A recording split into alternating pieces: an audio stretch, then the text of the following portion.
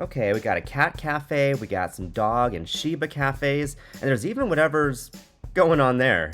Hey, I hope you are all doing well, and welcome to, yes, Tokyo and Japan. These are some of the things that actually surprised me the most when visiting this country for the first time as a foreigner. And some of these surprises were kind of like funny things, like on a sunny day, I felt like I was the only person wearing sunglasses, or little inconveniences like trying to find a public trash can where I didn't know that they don't exist in Japan. Other little small things such as the paper napkin texture felt kind of waxy, so again, weird little quirks that not many other people share in their YouTube videos or blogs, but were in fact things that I had to find out myself visiting Japan for the first time. So let me go ahead and dive into some of these topics with you, and maybe you'll be surprised with me as well. Like, it blew my mind that you had to have a minimum party size of at least 2 people to sit at these restaurants in Asakusa. And for me as a solo traveler, that meant a no-go. And I know you are always curious if they had Egyptian-style dancers in Japan. Well, as a matter of fact, surprise. One thing that I did note on the first day, and literally every district that I've been to so far, I've had a hard time finding garbage cans anywhere on the streets. One of the hard things I'm finding out here is to find where a garbage can is. They just don't seem to have any. So this time I'm gonna bring an M2 plastic bag with me so that if I have a finished coffee cup or any like snack wrappers or napkins, I can put them in this bag and then toss them when I finally get to a restaurant or a store that I'm shopping at that has a garbage can. Finally found the garbages. I did a little bit of research and I discovered that there were some attacks in the 1990s in Tokyo, sadly, where trash cans were involved, which is the reason why now you don't see that many in public. So in Japan, it's very common for you to just eat your meal and throw your garbage away at the exact same place where you bought your food.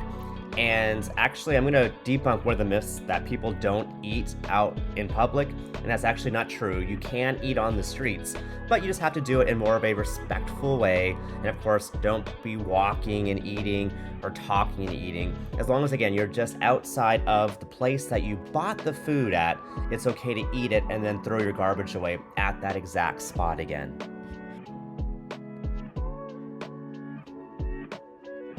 One pleasant surprise out of Japan is how easy it is to download a Suica card onto a smartphone and using that Suica card to make payments for individual subway fares.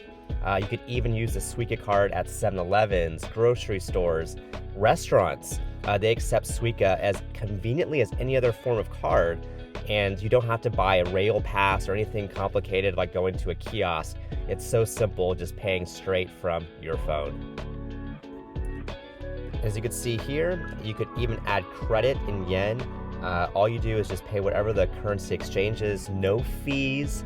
It's so easy to add money to a Suica card. And then there was the question of, what are the napkins that I'm using out here? And on the topic of like napkins and that sort of thing, let me bring this down a little bit. I'm not sure if anyone's ever noticed this in Japan, but the napkins, do you hear that?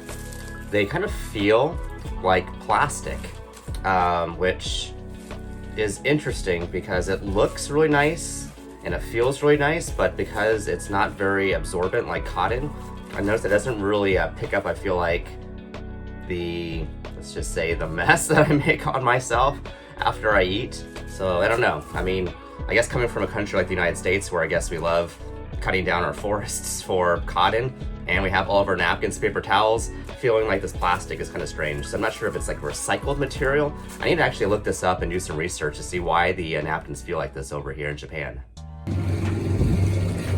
One interesting thing to note though is even though it's a bright sunny day, is not very many people here in Japan wear their sunglasses out here. So I'm not sure if I should actually just take these off.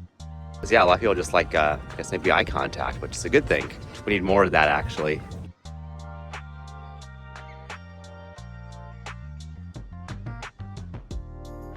When I was out in Asakusa, I was looking for a restaurant to eat at because it was so cold and windy outside. But believe it or not, they actually required that I had another person with me in order to sit at a table. I was gonna tell them, hey, I'll eat for 2 people. You know, I could eat, but they're like, no, I still had to have a second person with me. So one thing to keep in mind if you ever are traveling solo in Japan. Japan is one of those places where you will never go hungry. Like, there is so much good food to enjoy here. However, it may not be the healthiest food that you've had though. Out here in Harajuku, as you can see, they've got the deep fried churros, all of the sweet crepes. If you go out anywhere, you'll see ramen and sushi and ramen. So I had to seek out some grocery stores to finally find some vegetables such as carrots, which, by the way, did you know the carrots there are massive? Way different than the skinny carrots that we get here in the United States.